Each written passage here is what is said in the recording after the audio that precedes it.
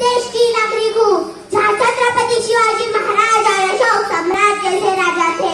मैं उस देश की नागरिक हूँ जहाँ हर 50 मील पर रंग रूप और पहनावा बदल जाता था। मैं उस देश की नागरिक हूँ जहाँ डाल डाल पर सोने की चिड़िया को पाया जाता था। मैं उस देश की नागरिक हूँ जिसे अपने भूगोल से पहले इस ब्रह्मांड का भूगोल समझ आया था। वंदे मातरम। दोस्तों, हम तिरंगा लहराएंगे, भक्ति गीत गुनगुनाएंगे, वादा करें इस देश को दुनिया का सबसे प्यारा देश बनाएंगे। सभी भारतवासियों को ईशान्य का नमस्कार। दोस्तों, आजादी का मतलब वही समझ सकता है जिसने कभी गुलामी की हो। हम सब भाग्यशाली हैं कि हमें स्वतंत्र भारत में जन्म मिला है, लेकिन यह आजादी हमें मुफ्त में नहीं मिली।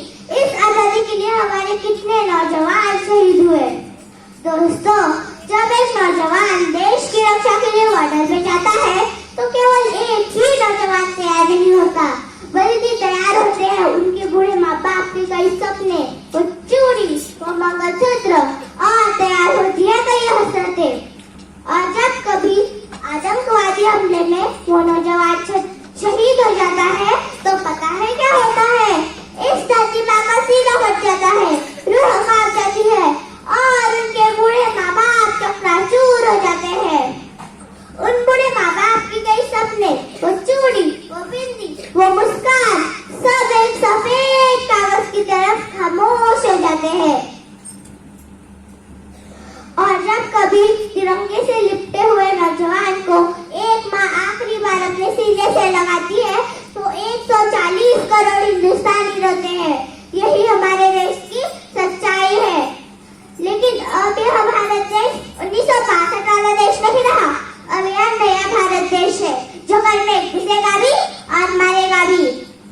यह देश न कभी रुकेगा न कभी झुकेगा।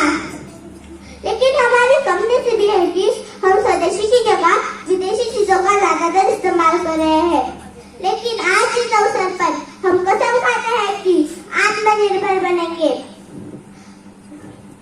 लोकल को होकल बनाएंगे, देश को स्वस्थ रखेंगे। अंत में कुछ लाइनें कहकर मैं अपनी वाणी को विराम दूंगी। ना ही मेरा नाम बड़ा है, ना ही मेरा रूप बड़ा है, ना ही मेरी उम्र बड़ी है।